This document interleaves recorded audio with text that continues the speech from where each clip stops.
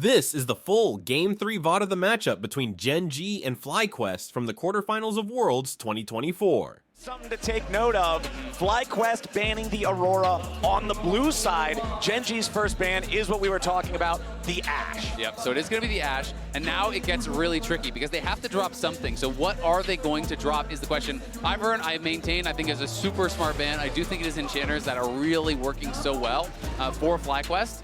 And this pick in general is really powerful for Inspired, but it still now means, do you ban Seraphine? Do you ban Yone? Do you ban neither? I think they're going to ban Seraphine. I think that they're not afraid to give the Yone because I think that Chovy will have an answer to it. Yeah, I think it's smart. You know, make FlyQuest beat you on meta picks, and I think that is the path to success here for Gen.G. You know, if there is to be one. Obviously, they are still heavily favored, and it is going to be the Yone, so they are still worried about that Yone, so it is interesting. You know, I definitely agree with you. I would be more concerned about giving over something like that Seraphine, but maybe FlyQuest feels like, hey, that cat is out of the bag. Like, we can't actually trick them with this twice. But this also confirms that Aurora is not something that FlyQuest plays, which may become problematic for them as the series continues. Regardless, the Skarner's going to be locked in kind of as we expected without making its way through the draft. You can see that spirits are still high on the FlyQuest side, and why shouldn't they be? 1-1 means that we're guaranteed 2 more games. Yeah. And you can look at it, you know, kind of glass half empty. It's like, we got this terrible draw. Or you can look at it as this positive thing where you have an opportunity to take down one of the very best teams in Worlds. The point of going to Worlds is to face international competition, is to try to test yourselves against the very best players in the world, and there's no better opportunity than against Gen.G. And I mean, we've heard plenty in the past, specifically from Bwipo, about that, wanting to consider himself elite among the top laners in the world, measuring himself against what they can do, setting the bar with these guys who have established themselves with world titles, with top worlds placements, and to go up against a team like this, that's your chance, exactly as you're saying. Gen.G gonna respond to that Skarner with a Sejuani in the jungle, so 2 big meatballs jungling in this 3rd game, and it will be Pays on the Ezreal. Now, Pays doesn't have an extensive Ezreal history. He's got about 19 games across his career. All right. But I will say, we've seen LPL Ezreals, and I'll tell you now that LCK Ezreals really aren't that much different. So it's not looking balanced. Yeah, it certainly is not. The Kai'Sa are going to be the response, a very standard one. Usually the idea being that Ezreal can't punish Kai'Sa's relatively weak early game, and you get to a point where once you get the static shiv, you have a lot of wave clear available. The denial with the Rakan pick as well, because you know how nicely it pairs up alongside, means that FlyQuest likely looking for a lane swap once more because they don't want to have to play into the 2 versus 2. But you could argue that because of Ezreal's early game strength, maybe they're quite happy to play that matchup. Okay. We will be seeing Bwipo having to blind pick his top lane. I wonder if we'll see a return to something like the K'Sante for him. As the Sylas being hovered and locked in now for Chovy. Sylas does like the Rakan ultimate. You can also kind of have a get out of jail free card, an emergency panic button if you steal the Kai'Sa ulti. Skarner ulti also has some big playmaking potential there too. So I'm really interested now, do Gen.G worry about something like a Tristana coming through, and are they going to be looking to ban that out? Because, you know, a lot of these kind of ADC matchups are one of the things that a lot of people are saying kept Sylas out of that meta, right? You know, that really could be a struggle for him in that mid lane. You also have to really be concerned about what champions are we going to pick that have ultimates that are going to be too powerful to give over. The Olaf ban does suggest that Gen.G is thinking about a K'Sante themselves, or at least something relatively tanky, and we know that it is one of Bwipo's go-to top lane picks. This is also something that Bwipo plays into Renekton, so they could be looking towards a standard pick like that. You know, Bwipo definitely comfortable playing these style of champs, but they have the same read that you do. As soon as the Olaf is banned, FlyQuest says, you know what? You can't have K'Sante then. Yeah, they know that Keen likes to play K'Sante. They know that Gen.G likes to put him on the K'Sante. Why not just take that out of the pool? I'm really curious too, because you're not only talking about the Tristana being able to be an answer to Sylas to keep him out of mid lane, but if we remember FlyQuest and them kind of coming into this position of power in summer in the LCS, Quad on 80 carries, Inspired on AP junglers, that was like the secret sauce. They were really good when that was the meta. Obviously, Skarner doesn't fall into that like Lilia, Zyra brand bucket, but Quad definitely knows how to pilot those types of champs, but that's not going to be the ban. Orianna, banned out by Gen.G. Exactly, and Orianna just has a strong combo with the Rakan, obviously worried about that potential engage, and can be a difficult matchup here early on for Chovy on that Sylas. Again, it is one of those melee versus range matchups that you can struggle in the early levels on. FlyQuest really thinking through this final ban, and it is going to be Rel, so taking away some of the powerful engage that Lehens is very well known for. Well, there's that Renekton that you talked about, Azale. Going to be locked in for Keen. Okay.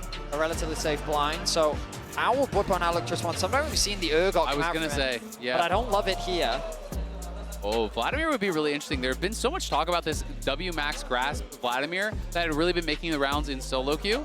But I think Urgot is more likely, and I wouldn't be shocked to see this locked in here. Bwipo wants to play his style. Urgot's going to be it. And this is going to be really interesting here to see how he performs in these early levels. I just don't like it into Ezreal, just because of how long range the champion is. They don't have enough lockdown. Now, I'd love to see something like a Kassadin response here. Coming out from quad, I'm expecting something like the Cassio. Oh, Zeri is another one of the big AD mids that he'd love to play, so I wouldn't be shocked. Okay. It is an AD carry mid. It's not the Tristana that I was mentioning, but this is one of Quad's picks that FlyQuest really developed a tremendous amount of faith in him playing. It's also an ultimate that's not really that good to give over there to Chovy. Mostly he's looking at the Rakan ult. I think that is that Primo one, and potentially Skarner, maybe situationally the Urgot. But I think FlyQuest have a really strong draft. I think they are very powerful in the 5v5. The Braum, though, great answer against the double AD carry, and even Urgot that kind of acts almost like a pseudo AD carry in some ways, to be able to block so much of that damage, protect phase, and make him a nightmare to get to. The thing that I'm looking at for the Zeri, though, when we think of all the times that Zeri has dominated and run the meta, she often does the best when she has a pocket enchanter. Think back to your Lulus, think back to your Yumis. And while Rakan does offer the ability to buffer up a little bit, it's not on the same level. So it's up to Quad to pilot this not just correctly, but without help. Gen.G have an incredibly powerful top side with the Sejuani pairing nicely alongside both the Sylas and the Renekton. And the concern for me comes from the fact that they're kind of two front-to-back comps, and AD carry comps love the idea of multiple melees trying to run into you because you're the one closing the gap. But I do have concerns around what backline threat is there really on to Paze's Ezreal. I feel like he's going to be given so much space, the Braum is going to offer so much peel, and while Rakan is typically a good pick into the Braum is going to work very effectively at mitigating a lot of this front-to-back teamfight damage that FlyQuest is going to be looking to leverage. I absolutely agree. It's going to be a struggle to get to Ezreal, but the question is, do they actually have to get to the Ezreal? Can you just kill frontline? Can you kite back and play in that way? Because if you can burst someone down, all of a sudden, there's 4 melee champs over here that are in this melee with Urgot, who gets an ultimate, who gets a kill, who fears everyone up, creates space, creates time for them to make something happen. I do think that is a way that FlyQuest could potentially win this, and very interesting stuff. Quad is actually playing Grasp Zeri here, which has been kind of been taking the meta by storm, but I have not seen this particular champion combo. Yeah, ever since the range nerfs to Fleet Footwork, Grasp has become the, I want to make sure that I can stay in lane, I have that extra regeneration healing power to get through the early game, scale up to becoming that late game monster. This is FlyQuest's first time on blue side in this series, tied up 1-1 against Gen.G. This series so far has been delivering. I'm hoping this third one continues with the excitement. Chovy on the Sylas, huge playmaker champion on that one, and we know that Chovy can make things happen. I mean, Chovy's always been a joy to watch, but in terms of international stigma, Chovy yet to make a World Finals. Since joining Gen.G, the highest accolade they've achieved has been the World Semifinals, which when you think about him as a player, And the MSI title. I mean, yes, of course. I mean, that's the thing, right? Of course, securing that MSI title this year was supposed to be the beginning of the golden road for Gen.G. Falling short in the LCK, denying that was, I mean, frustrating for many LCK fans. But the expectation is, I literally saw a post the other day of, surely this is the freest worlds for Gen.G now. All they have to do is knock out FlyQuest. They have a winning matchup against T1 pretty much in the last recent history. So free, just beat T1, the defending world champions, and then BLG, so free, right? Absolutely. Quick update here. So Busio, again, having issues with the peripheral, unfortunately. That replacement mouse has come through, but having issues as soon as he got in the game. So that is why we are again paused. They're going to be trying to figure that out. I believe the number coming into this Worlds of all-time games, North America versus Korea, it's like 15 to 85 favoring Korea. So we'll see. More about the quality of games than the quantity. Well, we there were definitely 15 didn't have the really good, really good games. Well, hey. Those 85 games, those were like no-name brand. Those were nice games. Well, FlyQuest added another one to the total here to kick off this series. It was a pristine game. We'll see if game number 3 can be another tally They're on that long, long road to redemption for North America against Korea at international competition. FlyQuest, they've got control over the mid lane here nice and early as Quad will crash the wave into Chovy's turret, but it's Lehens and Pays getting the early push in bottom lane as Whippo with that Urgot, very, very deadly in the 1v1's top side, so controlling that push as well. And I really want to see what Inspired can get done, because you have the push in mid, you have the push in top, and that gives him some more freedom to move around the map here. Quad slowly chipping away on Chovy. Did take one tower shot, and really that's only the return damage he has taken. But bot lane, it has been all Gen.G pushing in. You can see they're stacking up this huge wave, and they're going to look for a dive here. This would be devastating if FlyQuest died.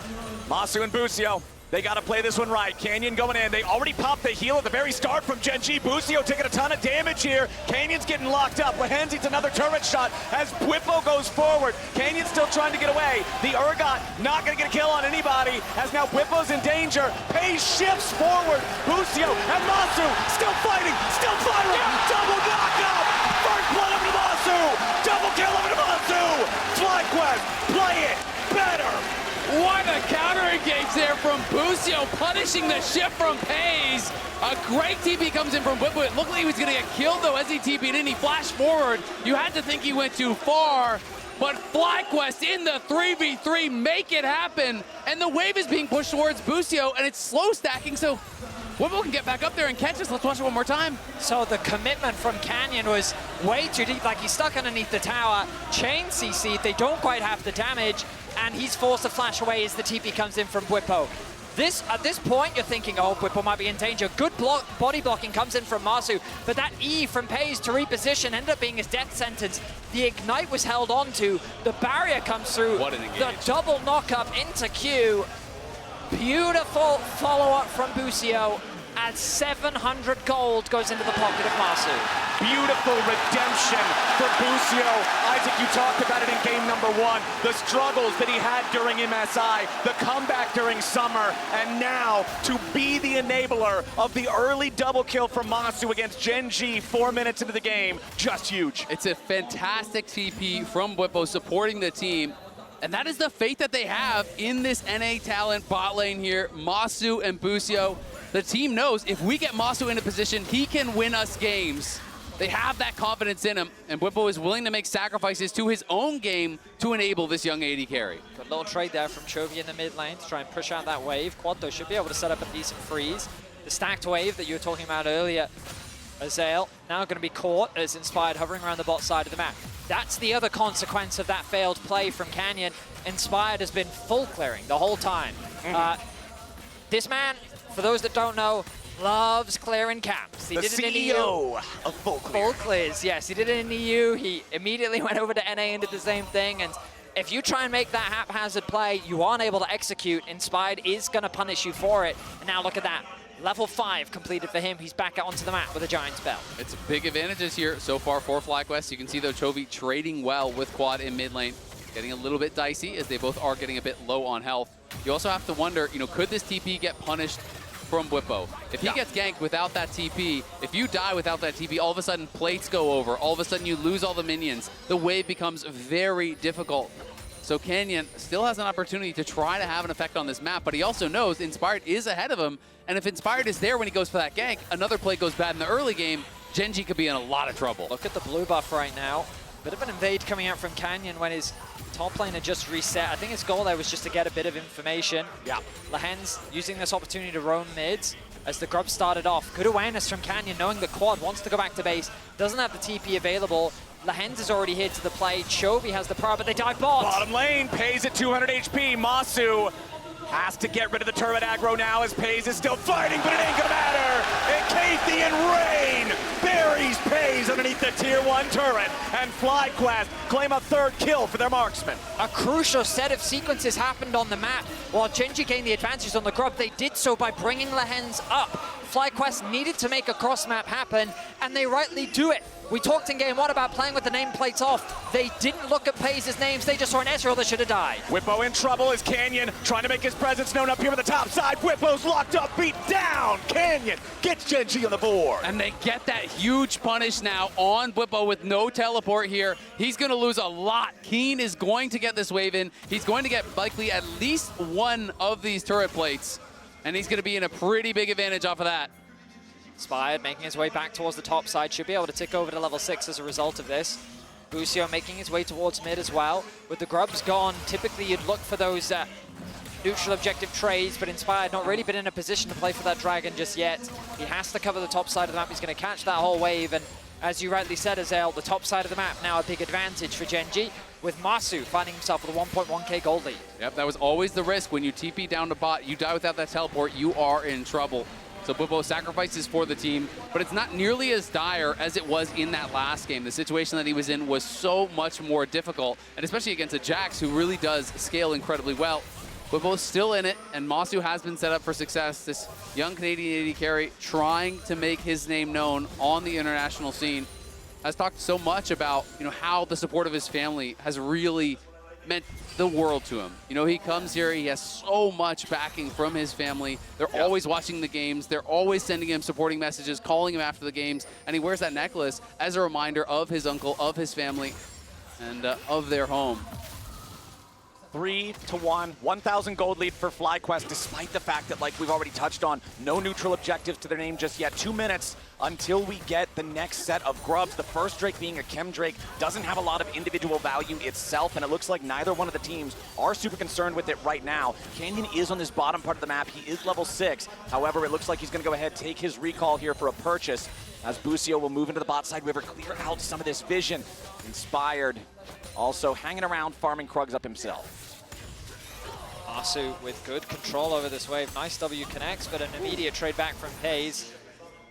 Both AD carries with very similar stories, but of course, along different timelines. Ooh, a big ultimate connects from FaZe. Dragon's still available. Canyon on the bot side of the map, likely ticking over to level 7. Oh, no, not quite enough experience. May set up for the objective, given the pressure that he has on bot. He could even be looking for a dive. I think it's round 2 here, and this time there's Bwipo still having that teleport, so they do have to be careful about that. If they overcommit, the same play could happen. 1v1 in the mid lane, though. Quad firing back on Chovy, who has some quick sidesteps to get away from some of those Zeri Qs. Chovy still wants to keep it moving forward. Quad getting every little bit of extra HP he can there with the grass procs. Inspired, waiting around in the brush. This Skarner has not yet had a real meaningful impact on the game. Yeah, Quad is trying to bait Chovy forward. If Chovy E's forward, Inspired will look for the play. But it looks like Chovy is just playing this too smart, too safe, and there's not going to be an opportunity. So now it is going to be about the grubs here. They rise in importance, as we are going to see Gen.G claiming the first dragon, claiming the first 3 grubs. You definitely do not want to give 6 over, but Masu now, with the Shiv completed, so strong at this point in the game, and it's going to be his turn to pay Bwipo back, to be able to have a big impact on some of these fights. He's going to be making his way towards the top side of the map. Pei's going to be sticking around on bot, his base delayed. He does have an experience advantage over Masu, thanks to being able to push in that extra wave, which is not going to be caught by anyone. TP committed now, bot lane from Bwipo. He's not going to be able to get much of that farm, but a nice trade comes in from Quad, means that Chovy going to be delayed in terms of contest for the grubs. This means that FlyQuest should have advantage on this objective. However, teleports are now unleashed, and Chovy does have his cooldown ready to fire. As soon as he gets back to the base, he could join the fight in that 4-second moment's notice. Masu clearing out the ward. Canyon and Lehens both making their way up to this topside river as well. Gen.G ready to commit for the second set of the grubs as Quad continues backing away from FaZe, and Bwipo wants to keep the bot lane pushing. They're not going to contest. Bwipo has no TP. He actually did go down towards bot with that teleport, so they're just making the call. We give up the grubs. We trade for plates. And that is risky business, but if you can deny them from getting to those towers, then hey, it can really pay off, because the grubs are only potential power. If you're getting shoved in those lanes, they don't do a lot for you. FlyQuest is hovering around the area here a little bit, but they are not going to go any further forward. Inspired and Busio's feet never touch water, as that's 6 grubs for Gen.G. Very nice early control over the objectives here for the LCK team. I mean, I am surprised that Inspired base there to complete his item rather than try and contest. But I guess the logic is, against Renekton this early on, it's not worth it. And given that Bwipo already TP'd to the bot side of the map, Renekton versus our double AD carries at this point in the game, no, we're good, we're fine. But conceding so many objectives in the early game is a dangerous thing to do against Gen.G. It really is, right? And if they get access to those towers, they are going to punish you. Chovy's going to be playing heavily through sides on the Silas, so that is a concern, as Bwipo will get jumped on, but should be able to walk it out. And I think the thing is for FlyQuest, their read is we outscale. Whippo gets tagged by the stolen ulti. Chovy going in, trying to get the execute threshold. Remember, it's 25%, but they don't do the damage in time despite the true shot barrage from Pays making a connection there onto Whippo. He had to use the flash to live, though. Yeah, Whippo will be pushed out. FlyQuest read again. If they think they outscale, they're just saying, you know what? We'll sit back. Yeah, you can have the grubs, but we're just going to keep farming on the double AD carry, and we'll get to a point where you can't contest us in the 5v5. The question is, was their read right? Because Gen.G does have some powerful scaling themselves, and of course are masters in that 5v5. It's awkward lane assignments right now for FlyQuest. They've got Marsu in the mid lane against Chovy with a 2-level discrepancy. They've sent Quad up to fight Keen. It's Renekton, who is doing fine in the 1v1 because of how safe Zeri is, but Whippo really needs to base, so a lot of the cover from FlyQuest has to go towards the bot side of the map to help them push out that wave. Now we've got Pays and Lands pushing in bot. You've got Marsu pushing in mid. The risk is, though, but because Kai'Sa's such short range that while you'd ideally love to be trading plates, it's a dangerous thing to do against a Sylas and a Sejuani. The other thing I'm looking at here, we've got less than 1 minute now until the Herald spawns. FlyQuest having already given away the first 3 neutral objectives with that first Drake and all 6 grubs. How much are they really willing to give? You talk about grubs being a down payment, an investment, something that you have to make later actions for it to pay off. You're almost always going to get value from a Herald. Exactly, and the grubs amp the power of the Herald. You drive it in, you have 6 grubs. You're going to get 12 Void Mites popping out of that thing. It's a clown car, and it feels like you get so much damage down on the tower every single time. FlyQuest are basing now. It is going to be a little bit late if they want to actually contest here. We'll see if they are going to be looking for it. You can see Quad has no teleport. He's just going back to base now. So again, I think they're just content to keep farming, keep playing it slow, maintain the status quo, and that is, for now, a 2.4k gold lead. A Black Cleaver being finished on Whippo is a nice spike, but no TP available on him. Rakan is making his way up, but Inspired, he sets his sights on the bottom camp, so your read is right, Azael. With the Stride Breaker finished for Quad, an item that I was not expecting. I think it is tech because there's 4 melee champions on the other side. And I don't think we're going to get a fight here, but we'll see. They are peeking in to see if they can get a lucky steal. But when you're playing against these 4 melee champions, you do have that slow that you can apply if they are chasing in onto you. It makes it more difficult for them to actually stick onto him. It is pretty interesting, and he's going to be a lot tankier. It's 450 health, plus all the grass procs he's gotten. Maybe you can check how many he has, Betty. And I also want to point out that we're talking about Whippo hitting that Black Cleaver, the way that Whippo has come back into the game. Hold on 1 second here. Whippo did complete his call and then sell it off after to hit that power spike there to make sure that he could buy the Black Cleaver, be ready if they need to fight. You can see the gold in the top lane, despite the fact that we talked about Whippo's self-sacrifice to enable the early double kill for Masu. The gold is now not even 100 apart, still favoring King. I mean, Quad has 2,400 health right now, so quite a lot. It's as much as Sylas, but you're playing an AD carry. So he's not going to be the easiest to burst down. I think he's going to be posturing aggressively, trying to utilize that extra health to be baiting them in onto him, to try to make them overcommit, and then to try to kite them out in the fight. We'll have to see if that is going to be able to work, but FlyQuest, again, they are masters of playing towards what they believe their win conditions are. If they think they outscale, it doesn't matter. You're not going to bait them into fights that they don't 100% believe they're going to win, because they're going to say, you know what? Sure, we might win this one. Maybe it's 55-45. But guess what? In 10 minutes, it's going to be 70-30, and we'll fight you then. Well, the second Drake of the game goes FlyQuest's way, so they will not allow Gen.G to continue stacking towards a soul that critically is a Hex soul. This always tops the rankings, all the tier lists of what matters the most. And when you have 2 AD carries, having a slowing Chain Lightning is going to be massive for kiting out these team fights. So FlyQuest working towards that. On the other side, though, Gen.G, it's also an amazing poke tool to have the Hex soul, and you know Pays will be delivering the Mystic shots. Whippo, crucially, secures first tire of the game. Remember that he was at a pretty massive deficit early on. He's been able to close the experience gap. He's significantly closed the gold gap, giving himself an advantage. And now FlyQuest are at a 3k gold lead.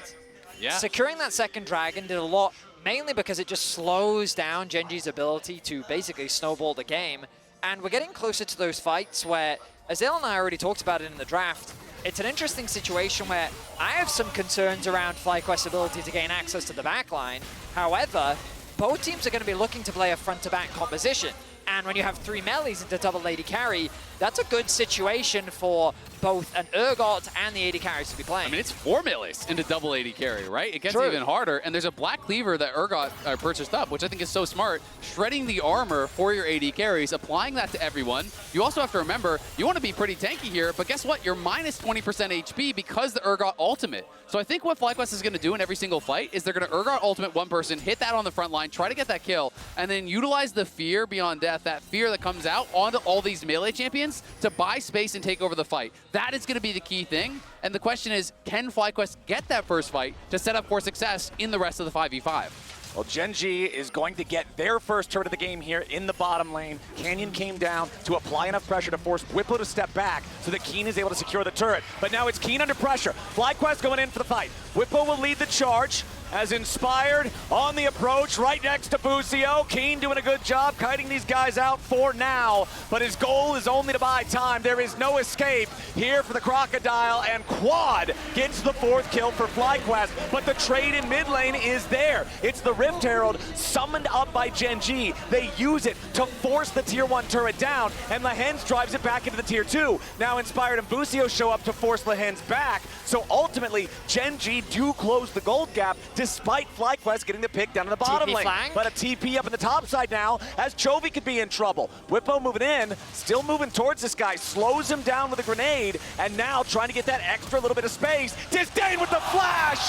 Whippo finds Chovy, but where's the rest of the damage? Busio wants to go in, but he will not get his man. Inspired still hanging around here. Farsight trinket from Gen.G to stop the FlyQuest jungler. Canyon showing up, and another TP is coming in from Gen.G. Inspired is way too far forward, and surely he dies. Gen.G with a beautiful punch back. An overstep from FlyQuest as Whippo finds a great trade onto Chovy, but ultimately it's a net gain for Gen.G. They might even be looking for more as FlyQuest is forced to retreat. Sejuani ultimate is not available as it was used on the Skarner, but FlyQuest, they got a single pick onto Keen in the bot lane. Gen.G got a tower top, a tower mid, and then got a kill back themselves. That 3k gold lead that FlyQuest had is now only 1,000. Yep, and to make matters worse, not only was it the trade of flashes, I think the initial play from Whippo is good, but Busio spent his flash and his ignite to try to follow up there. And then Inspired, when he sees the TP coming through, I think his idea is to try to time that ultimate maybe on the TP, but he mistimed it. He wasn't able to connect onto Chovy, wasn't able to get it on Keen. So it's a swing and a miss, and that means they were always going to lose that fight. So FlyQuest do get a bit aggressive here and are punished for it. Gen.G, we saw this in game number 1 as well. You make a misstep, they will take the map and they will close that gold lead. The way in which Gen.G play on their side lanes is, I mean, it's one of the best in the world. 50 seconds until the Dragon. They're going to have the push in mid, thanks to the fact that FlyQuest don't have that tower anymore. Chovy keeping pressure in bot, has a slight level advantage over Quad, which means that contesting this Dragon, maybe FlyQuest just say, we'll concede it, maybe look to cross-map that tier 1 tower in the top lane. Yeah, FlyQuest also, you got to look at the item power spikes. Not fully completed second item for Quad yet compared to Chovy, who is at the mark. Down to the bottom lane, Chovy going in with the stolen lightning crash. Quad with a sidestep away from multiple ultis as Busio counterattacks with the quickness, but Gen.G still got more men. Inspired wants to go in and find some sort of an angle here for the ulti. He only gets Canyon. Another knockup, but the Gen.G jungler's way too tanky. Inspired's gonna die again if he's not careful as Keen kills Whippo down in the corner. Lehens still retreating. He's got the unbreakable, but how breakable is he? Matsu goes to the rampage, and Chovy keeps running. Canyon regenerating with the Warmogs now, and that could be the difference. FlyQuest now feels the pressure. They've got to continue backing away. Keen can't join because he doesn't have a teleport, but Gen.G's feeling confident. It's good kiting there from Gen.G. Canyon has regen, and they couldn't get in on pace. He is chunked low, but so difficult to reach that Ezreal. Not going to be enough to kill Quad there. But narrowly, Quad was able to escape. They do turn around, they do get one kill, but at the end of the day, you commit a lot, you just kill Lehens. Gen.G will take the Dragon, and again, I think come out ahead. There's not a lot of lockdown on the side of FlyQuest. Their overall crowd control is surprisingly limited, which means that in these extended fights where FlyQuest can keep hitting, there's worlds where they can win out on the fight, but trying to burst down that single target, they couldn't actually keep Canyon still enough for long enough to allow the AD carries to do the damage needed. Dragon secured there for Gen.G. And now Whippo has that second item, and this is one that has become synonymous with his gameplay. It is the Sterix. He plays so heavily around this. If you ever listen to FlyQuest comms, He talks all about the Sterix cooldown, about creating space with that, about buying time with that. Lehen's in danger as Busio jumps over the wall to knock him up a little bit, but Lehen's can easily just regroup with Chovy, right back over that terrain, get himself to safety. And Masu is going to be going the AP route here. This is standard for what he plays. It is going to give them a lot more range, a lot more ability to poke and prod and harass back here, as we'll watch this fight one more time. So we look back at the 1v1. Whippo ended up getting outplayed, able to get the knock back, but it's kind of just two beefcakes slapping up against each other, and I believe that he'd already had the Sterix completed going into that fight. Oh no. No, I think he got caught. I think he got caught before he had actually based. Oh, sorry, I meant Keen already had yes, the Sterix. Yes, Keen did, so absolutely. the shield advantage ended up giving him the advantage there. So just the atomization difference allowing Keen to win the 1v1. Keen also doing a great job playing around those shotgun knees, avoiding the extra angles. Whippo is critically at the ergot breakpoint. Remember that the cooldowns for each individual knee are at their lowest value once you hit level 13. It's 2.5 seconds per leg, so very easy to get those back up and have a lot of extra damage in these fights. 1,500 gold lead still for FlyQuest. Yes, Baron is on the map, but now we got to see the pressure here on Canyon as Busio's trying to lock him up, but he's just so damn tanky. Yeah, and they're not going to overcommit to chasing him in. You can see critical item now completed as well there for Busio. Has the Mikhails, and the Mikhails is going to be a big deal when you look over and you think, okay, what is the main engage? It's really Canyon looking for an ulti here, as Keen may go in, but Masu is close enough. He could get back down here. Yeah, if Whippo can stop Keen, okay, I was going to say if Masu gets close enough for a plasma mark, you killer instinct in, all of a sudden it becomes a 2v1, but it ain't going to happen. Keen knows better. Hayes. There's a 1.2k gold difference between the AD carries, but in terms of itemization, they're pretty much even. A little bit more AP damage is going to come through from Masu, but it's a scary spot for this Ezreal. Once he completes the Shojin, his Q basically doesn't have a cooldown anymore. It's pretty fun. Yeah, it's basically If playing it's on your Earth. team. Not as funny when it's on the other team. Yeah, enemy team, it becomes very, very threatening. Well, you guys talked a little bit about, we've seen the LPL AD carry performances here so far at Worlds, and just the damage charts at the end of the fights, once Ezreal hits these power spikes, it's incredible. He's always the largest bar on that graph. Exactly. I mean, when these Ezreals are positioning really well, using the shift perfectly, getting that bonus damage in, as they're going to look for a pick on Whippo. If he goes forward, he's probably dead. Yeah, Whippo's in some danger here, flashing out, but Keen's ready to flash follow. Whippo getting stunned up, chain CC'd by Canyon there with a Glacial Prison. Whippo's buying a lot of time, but it ain't enough. Sterix Gage won't keep him alive in that one. And Quad's here, but now he's got to be a little bit careful himself. Tries to throw the zap over to continue getting a little bit more slows. Masu just barely not going to land the Void Seeker. It expires at the very tip of the range. +1 for Gen.G. Pretty surprised that Quad even TP'd there because it was so late on the play. Maybe he was too close to Silas and had to actually back off before the TP could get interrupted or something like that. I didn't actually see on the minimap, but very late TP. Masu was close to actually connecting with that W, and if he had, maybe they pile in and try to actually get that kill, but Whippo getting punished in the side lanes here has been a problem for him at times.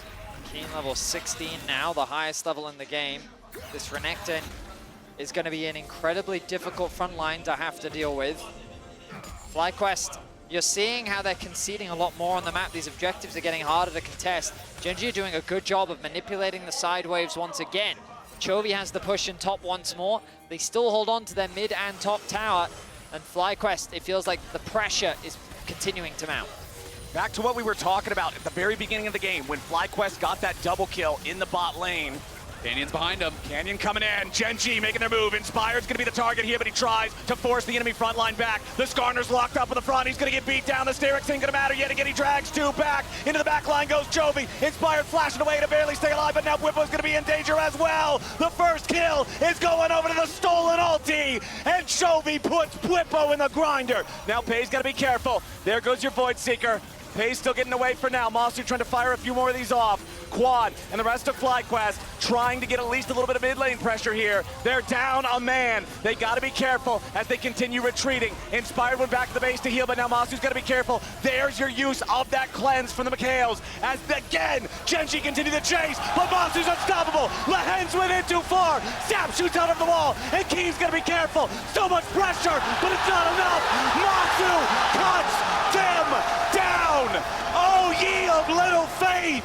But believe in Masu and the AD carry. Chovy still trying to escape. He dashes back over the wall, and FlyQuest take a huge fight. And they're gonna go to the Baron Flowers. They're gonna go straight for it here. Bwipo is chasing for the kill. He has his ulti up in a second. He'll see if he can find Chovy, but it's Masu, the Canadian sniper, stepping up and getting the triple. And Bwipo even finds Chovy. He damages him with the grenade over the wall. Chovy's death is going to be certain. It is going to be delayed. And FlyQuest just found their moment. It felt like FlyQuest didn't have the damage to win the fight, but Gen.G kept going. They forced the fight, they kept chasing after, and it was at this point, Inspired, thanks to the Hex Gate, rejoins the fray. Lehens flashes forward, the front line reappears, and now FlyQuest can play the front to back. And Masu, look at this, E forward, going in Viz, flashing forward, getting a second kill, picks the perfect targets, gets into the back line, playing with the confidence. It's Masu taking over the fight against Gen.G. Bwipo just loving it. You can even see some surprise there on his face, not even believing what's going on for this team now. As the Drake is alive, FlyQuest is going to take this one without a contest to tie these up at 2-2, and they've got the Baron for another 2 minutes. I mean, you see now why they have so much faith in Masu, why they put the resources into him, why Bwipo is willing to give up his lane to TP bot to protect this guy, because he can step up when it matters most. He can carry the game. 7-0-1 with a 700 gold bounty on Masu. Ginsu's, Nashor's, Static Shiv, and an unbroken armband. He has all the tools he needs, and his team is ready to play around him. Gen.G uncharacteristically prioritized the fights and the kills over the objectives. Dragon, during that fight, was about 30 seconds off, and they chased with nothing left. No ultis, all the engaged tools were gone. They invested everything to get that kill onto Inspired, and they paid the price. Now Inspired looking once again. Inspired's got to be careful here. Remember, this is the same spot of the map that he overextended previously, and it cost FlyQuest. But now, the state of the game is very different. It is a 5,500 gold lead for North America's #1 seed. It is a 5-man push through the top lane towards the tier 2. Keen waiting on the flank, but Busio's marking him, making sure the Renekton does not have a path into the carries of FlyQuest. Quad, 3-item power spike now as well, with his Blade of the Ruin King completed on the Zeri. FlyQuest push continues as Canyon, Pays, and Lehens will back away from the tier 2, while Chovy takes a tier 2 over in the mid lane. Gen.G is applying split pressure. They're making FlyQuest answer Chovy as they continue pushing down the top lane. 4 turrets to 4.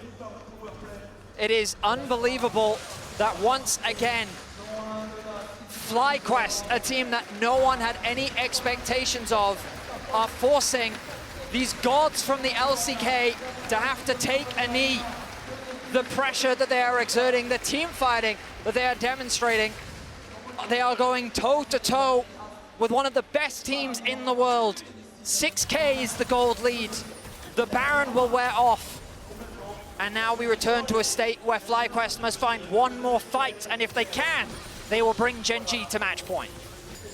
Interestingly enough, look at those timers in the top corners of your screen. Nearly identical for the next Drake and the next Baron. FlyQuest have lost their Baron power for now, so Gen.G will be able to much more easily clear these waves. Look at Keen, split pushing up in the top lane. That tier 2 turret is barely standing on FlyQuest's side, so he'll almost certainly be able to knock this one down. You're already seeing the early recall coming out from Bwipo, and now a TP onto the last remaining cannon minion as FlyQuest is sending more men to approach from the side. Inspired should be the first one there, as Bwipo should make it so that Keen cannot find an escape. He tries to run into the alcove, but a nice use of the Scryer's trinket to make it so Keen doesn't have a chance to teleport away in time. Masu waiting on the tanks to lead the way first, and immediately Inspired just slams Keen right back into the wall. They put the money where the money belongs, and Masu gets kill number 8. Masu grabs another kill. This one only cost them the teleport here. Thankfully for Keen, he didn't use flash, didn't use teleport, no big waste of resources there. But it's gonna come down to these next fights here, and Gen.G is up against it. 6K, sorry. The gold lead for FlyQuest now.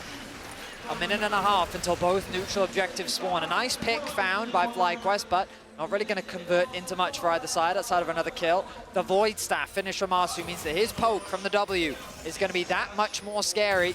And it's a valuable tool at the start of these fights because Yes. we've only mainly been seeing like the all-ins, but now poke from the Ezreal, poke from the Kai'Sa is going to be crucial to how these fights kick off. Absolutely, and when you look over at the Gen.G frontliners, they don't look all that tanky. It's double Locket, it's a Warmogs. Yes, that is great if it's going to be poke, but in an extended fight, in a committed fight against double AD carries with this Black Cleaver from Whippo amping them, you are not going to be able to stand up that long. FlyQuest, 5-man push here in the bottom lane. Tier 2 turret in their sights, and Gen.G nowhere to be found. Fly, knock it down, and extend the gold lead to 7,500. 45 seconds on the timers for Baron and Dragon both, as Lehen steps forward and tries to get the smallest amounts of vision for Gen.G inside their own blue side jungle. Masu gonna continue poking with these Void Seekers. Once it gets to an objective standoff, Canyon will need to be the one to eat those. He's the one with the Warmogs. He's the one who can shrug it off. FlyQuest now moving back into mid, getting this wave shoved up, wanting to make sure that Gen.G are always on the defense. The clock ticks down. We take a moment to breathe. We'll give Flowers that opportunity to get his breath ready as we build closer to that ever-important fight. They both take placement in the mid-wave. They contest, and here we go. With the flash disdain, Canyon's gonna be your target here in the front, but a nice counter-attack coming out from Chovy. Beautiful stolen Skarner ulti. Isn't enough. Masu's low. Killer Instinct to give him the shield to try to stay alive as Keen dives into the back line, and Whipple's already gonna be killed. Top for top. 1 for 1. Masu, legendary, but FlyQuest bleeding. Yeah, and Masu has no resources here. Are they even going to try to stay around? He's got no summoners. They got to go back to base. Gen.G win the fight off the back of that Chovy ultimate. Inspired tried to get one of his own, but it was only on Lehen's. It's Chovy who makes the difference. Chovy stepping up when Gen.G need him. To win a fight down 7,000 gold is absolutely insane. Gen.G secure soul point. Quad pushing out mid here is going to be able to get this tier 2, so the gold lead does extend, but soul point for Gen.G with the most powerful soul in the game. FlyQuest tried to go aggressive on that play, but Chovy shutting them down with the big 2-man ulti really made it difficult. This is a great opportunity. I mean, good awareness from Gen.G. They realize that they haven't actually committed to a base yet. Keen is still at death timer, and Chovy hasn't reset, so there's a window where FlyQuest can actually force the Baron, but they choose not to. Let's look back at this fight. It starts off with an initiation from Whippo, who flashes in to get the knockback. He connects onto the front line. The way in which Gen.G want to play this, Pays dishing out good damage, and it's just that front-to-back team fight. But a huge ultimate comes in from Chovy to split the fight up, giving Keen access onto the back line. And while Whippo is left isolated, the same is said for Keen. All right, we're back into it. Lehen's trying to get away now. Inspired wanted the Impale, but Pays was close enough so Lehen's could jump to safety. The Braum, however, down to 1/3 HP. There is no Warmogs on this Gen.G support, so FlyQuest will, if nothing else, have control over the topside river to secure vision for the Baron. Masu now on true 6 items here. FlyQuest starting up the Baron. TP coming in from Gen.G. True Shot Barrage flies out from Pays, only hits Inspired. Baron down to 60%. Keen is on the flank, and FlyQuest do not know. They've got to be careful about this one as they continue DPS here with the Baron. Canyon and Keen gonna step up. Masu's already under pressure, and immediately Boostio was about to die. Keen's gonna get bursted into the front line on the other side, and Masu stays alive. He's still firing, still fighting. Quad pushes forward, goes to the killing spree. 4 versus 3, but Pays fights back. A beautiful shutdown over the Ezreal as Whippo jumps into the disdain. Pays goes into the stratosphere, and Masu goes legendary. FlyQuest just killed everybody but Canyon. They're back on the Baron. FlyQuest has knocked Gen.G to their knees. David is beating Goliath. An impressive fight once again comes through from FlyQuest as they dance with the dangerous Baron, but they succeed and come out on top. This Zhonya's from Masu was insane. Everything went wrong for him at the start of this fight. He has no vision on Keen around the corner here. Look at the reaction time to get the Zhonya's off. When he has no cleanse, he's able to get it off. They stun him up, and then he ults to reposition. If he doesn't get that Zhonya's, he is stunned. He is dead to start the fight. Gen.G win. Gen.G take the Baron. Gen.G take the game. Such a crucial difference in the target focus.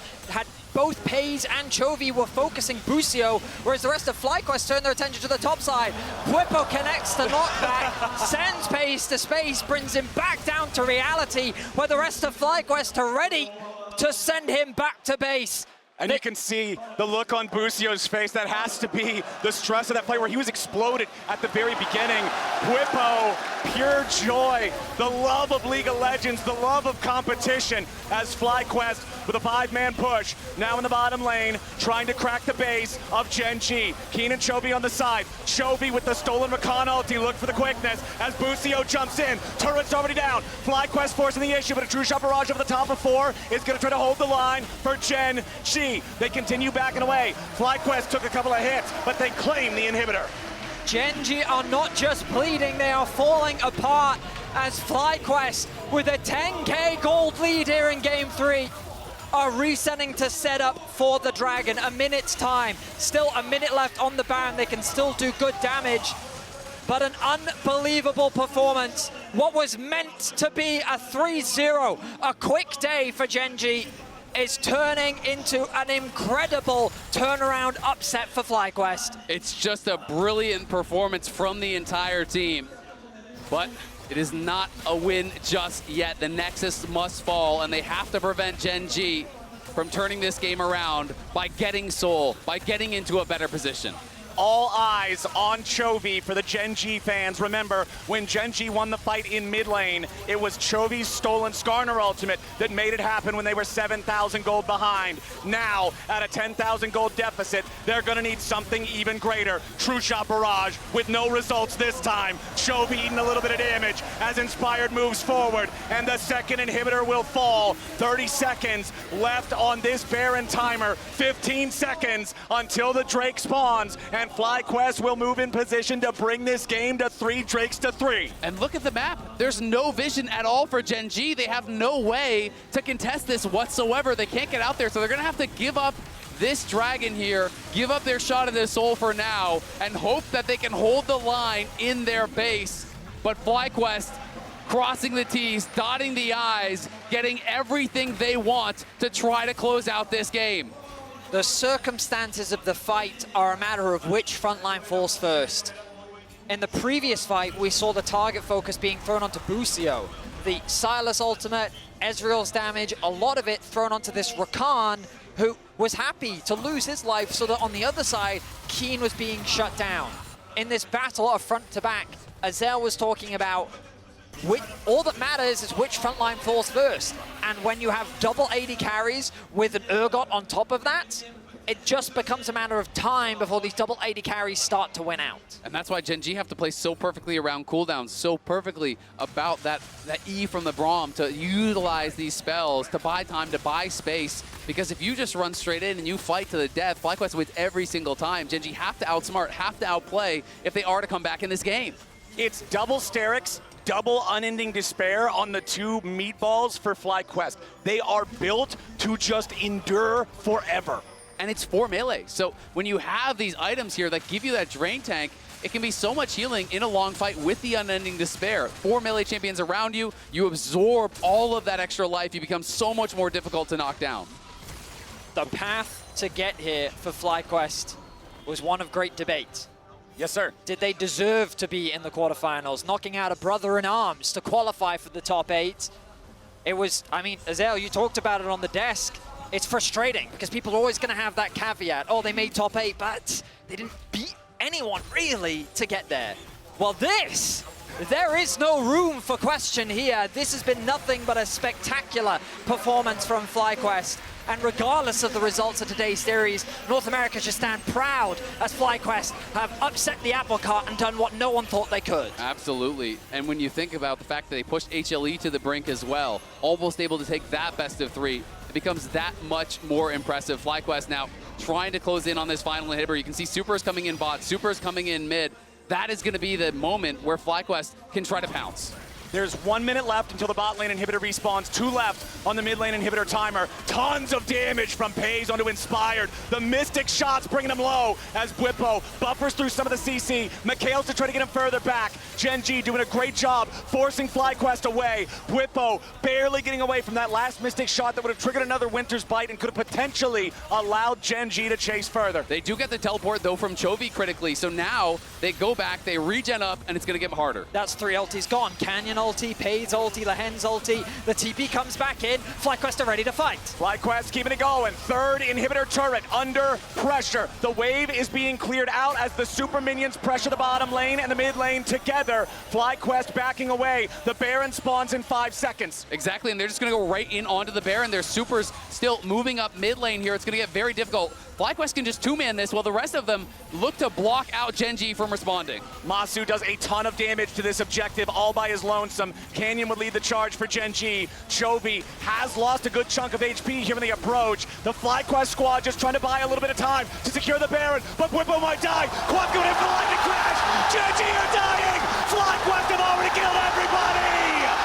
FlyQuest will push Gen.G to the absolute limit. They will take a 2-1 lead. It's Quad with the Quadra. FlyQuest march on the Nexus. The first Nexus turret, the second Nexus turret, the Nexus itself will all fall to pieces. FlyQuest are 1 game away from semifinals.